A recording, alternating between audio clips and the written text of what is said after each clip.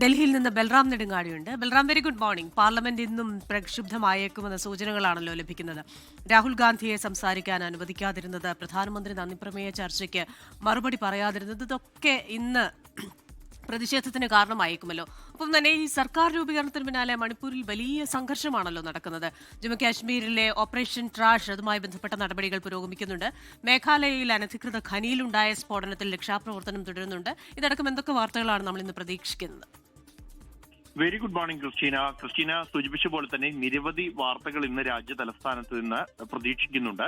അതിൽ ഏറ്റവും പ്രധാനം പാർലമെന്റിന്റെ നടപടികൾ തന്നെയാണ്. പാർലമെന്റിൽ കഴിഞ്ഞ 5 ദിവസത്തോളമായി കടുത്ത പ്രതിപക്ഷം തുടരുകയാണ്. ആ ഒരു പ്രതിഷേധം ഇന്നും തുടരും എന്ന് തന്നെയാണ് നിലവിൽ ലഭ്യമാകുന്ന സൂചനകൾ. ലോക്സഭാ പ്രതിപക്ഷ നേതാവ് രാഹുൽ ഗാന്ധിയുടെ പ്രസംഗം തടസ്സപ്പെടുത്തിയത്, ഇന്ത്യ-US വ്യാപാര കരാറിലുള്ള പ്രതിപക്ഷത്തിന്റെ ചോദ്യങ്ങൾക്ക് മറുപടി പറയാൻ സർക്കാർ തയ്യാറാകാത്തത് തുടങ്ങിയ കാര്യങ്ങൾ ഉന്നയിച്ചുകൊണ്ടാണ് പ്രതിപക്ഷത്തിന്റെ പ്രതിഷേധം. ഇതോടൊപ്പം തന്നെ പ്രധാനമന്ത്രി നന്ദിപ്രമേയ ചർച്ചയ്ക്ക് ലോക്സഭയിൽ മറുപടി പറയാതിരുന്നതും ആയുധമാക്കാൻ ലക്ഷ്യം വെച്ചാണ് പ്രതിപക്ഷം ഇന്ന് പാർലമെന്റിന്റെ ഇരുസഭകളിലേക്കും എത്തുക. അതേസമയം ലോക്സഭയിൽ പ്രധാനമന്ത്രിയെ ആക്രമിക്കാൻ സാധ്യതയുണ്ടായിരുന്നു എന്ന ഗുരുതര വെളിപ്പെടുത്തൽ അല്ലെങ്കിൽ ഗുരുതരമായ ആരോപണം കഴിഞ്ഞ ദിവസം സ്പീക്കർ സഭയിൽ നടത്തിയിരുന്നു. ഇത് ഭരണപക്ഷം ആയുധമാക്കും. അങ്ങനെയെങ്കിൽ കടുത്ത ഭരണ പ്രതിപക്ഷ ഏറ്റുമുട്ടലുകൾക്ക് ഇന്ന് സഭാതലം സാക്ഷ്യം വഹിക്കും എന്നാണ് പ്രതീക്ഷിക്കുന്നത്. അതേസമയം മേഘാലയയിലെ അനധികൃത ഖനിയിലുണ്ടായ സ്ഫോടനവുമായി ബന്ധപ്പെട്ടുള്ള രക്ഷാപ്രവർത്തനം തുടരുകയാണ്. ഇനിയും നിരവധി പേർ ഖനിക്കുള്ളിൽ കുടുങ്ങിക്കിടക്കുന്നു എന്നാണ് റിപ്പോർട്ട്. അപകടത്തിൽ ഇതുവരെ 18 പേർ മരിച്ചതായാണ് ഔദ്യോഗികമായ സ്ഥിരീകരണം ഉണ്ടായിരിക്കുന്നത്. സംഭവത്തിൽ പോലീസ് കേസെടുത്തിട്ടുണ്ട്. ഈ ഖനിയിൽ ഡൈനാമൈറ്റ് ഉപയോഗിച്ച് ഉണ്ടായ സ്ഫോടനത്തിൽ ഇടിഞ്ഞു വീണ് ഉണ്ടായ അപകടമാണ്. രക്ഷാപ്രവർത്തനം അതീവ വെല്ലുവിളി നിറഞ്ഞതാണ് എന്നാണ് രക്ഷാപ്രവർത്തകർ അറിയിക്കുന്നത്.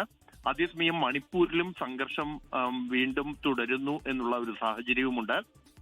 സർക്കാർ രൂപീകരണത്തിന് പിന്നാലെയാണ് മണിപ്പൂരിൽ വീണ്ടും കുക്കി വിഭാഗത്തിന്റെ പ്രതിഷേധവും അത് നേരിയ തോതിലുള്ള സംഘർഷത്തിലേക്ക് പോലും കാര്യങ്ങൾ ചെന്നെത്തിയിരിക്കുന്നത്. ചുരാചന്ദ്പൂരിലാണ് ഈ ഒരു സംഘർഷം.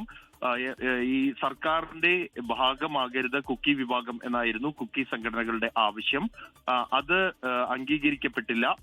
വനിതാ നേതാവ് MLA ആയ നെംച കിബ്ജൻ ഉപമുഖ്യമന്ത്രിയായി സത്യപ്രതിജ്ഞയോടെയാണ് ഈ വിഷയം ഉന്നയിച്ചുകൊണ്ടുള്ള കുക്കി വിഭാഗത്തിന്റെ പ്രതിഷേധം ശക്തമായി തുടരുന്നത്. ഒപ്പം തന്നെയാണ് ഈ ജമ്മു കശ്മീരിലെ 2 ഇടങ്ങളിൽ ഓപ്പറേഷൻ തുടരുകയാണ്. ഭീകരവിരുദ്ധ ഓപ്പറേഷൻ തുടരുകയാണ്.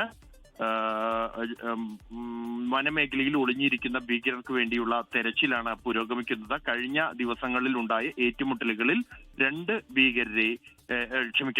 ഭീകരരെ സുരക്ഷാ സേന വധിച്ചിരുന്നു. ഇനിയും 2 ഭീകരർ ഈ പ്രദേശങ്ങളിൽ ഒളിച്ചിരിക്കുന്നുണ്ട് എന്നുള്ളതാണ് സുരക്ഷാ സേനയ്ക്ക് ലഭിച്ചിരിക്കുന്ന രഹസ്യ വിവരം.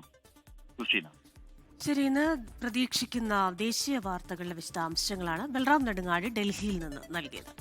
ലോകത്തെവിടെയായാലും ഏത് സമയത്തും 24 വാർത്തകളും ഓഗ്മെന്റഡ് റിയാലിറ്റി പാക്കേജുകളും എക്സ്പ്ലെയിനറുകളും വിശദമായി കാണാൻ ഞങ്ങളുടെ യൂട്യൂബ് ചാനൽ നിങ്ങൾക്ക് സബ്സ്ക്രൈബ് ചെയ്യാം.